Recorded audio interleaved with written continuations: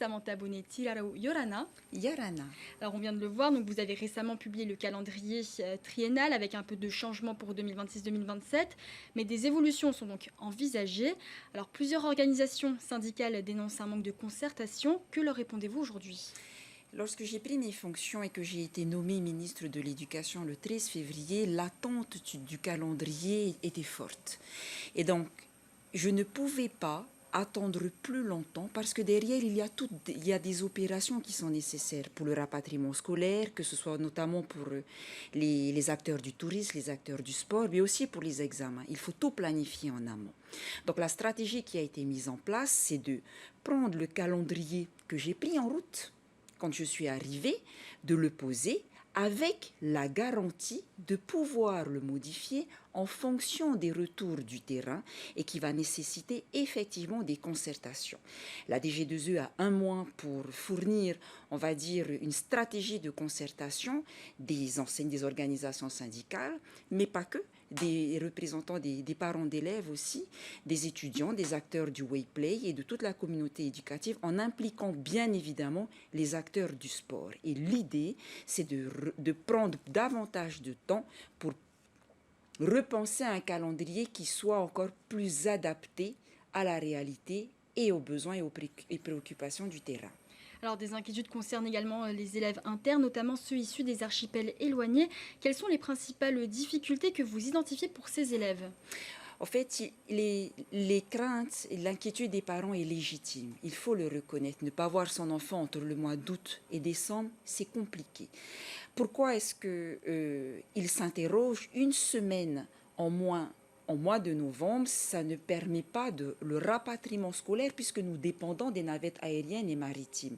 Mais encore une fois, c'est quelque chose qui va faire l'objet de concertation, mais surtout, il s'agira aussi avec ces remontées de repenser une réelle politique d'internat pour faire en sorte de proposer un calendrier scolaire, mais pas que, mais de revoir aussi le parcours scolaire des élèves.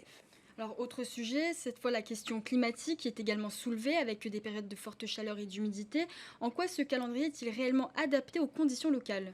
Disons qu'au fait, ce qui a été pensé dans cette proposition de calendrier, c'est de rallonger le temps scolaire en période fraîche et de les raccourcir en période plus chaude.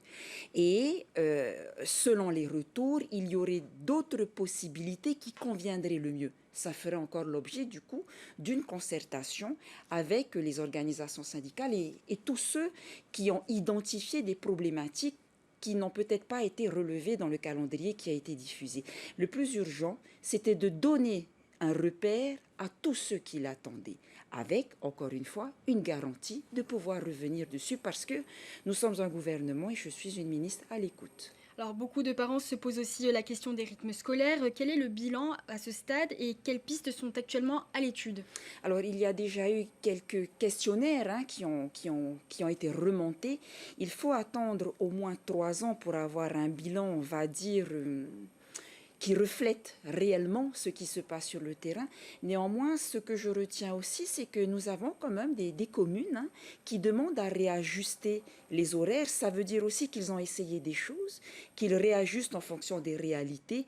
Et au bout des 3 ans, on va avoir davantage d'éléments pour s'asseoir autour d'une table et voir un petit peu comment les choses évoluent. Alors, en février également, la situation des transports scolaires à Montréal avait suscité de vives tensions. Considérez-vous aujourd'hui que la situation est totalement réglée ? Nous avons trouvé une solution jusqu'au mois de juillet parce que les élèves avaient besoin d'aller à l'école et les parents avaient besoin d'être rassurés. Il y a un autre marché public qui va être lancé au mois de juin, d'abord pour une durée d'1 an.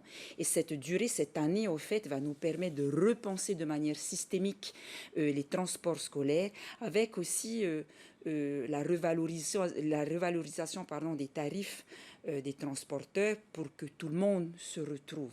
Et donc, on prend plus de temps pour repenser quelque chose qui soit, on va dire, durable, et qui ne mette plus nos élèves et nos familles en difficulté.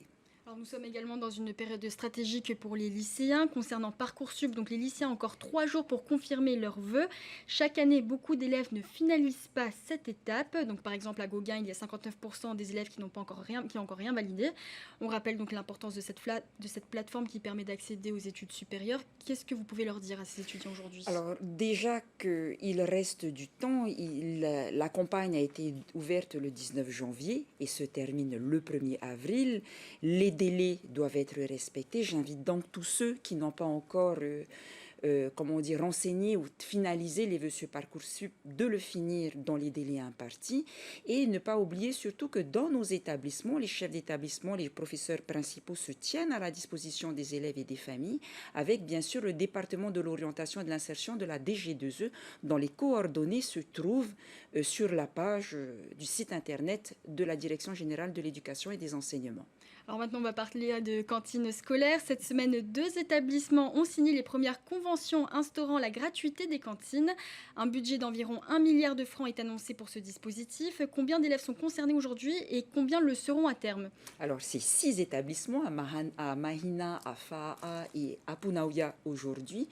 Il s'agit d'abord de soutenir les familles et bien sûr les élèves et de leur offrir, on va dire, un repas qui soit de meilleure qualité. Lorsque je parle de meilleure qualité, il faut savoir que dans nos établissements, nos cuisiniers font déjà de l'excellent travail avec nos gestionnaires et nos principaux ou nos proviseurs. L'idée, en fait, c'est de rajouter davantage de produits locaux et surtout de rassurer les familles et de les décharger de ce poids, puisque toutes les familles n'ont pas l'occasion d'avoir, on va dire, suffisamment de ressources pour payer la cantine, et le bien-être des élèves ne se pose pas.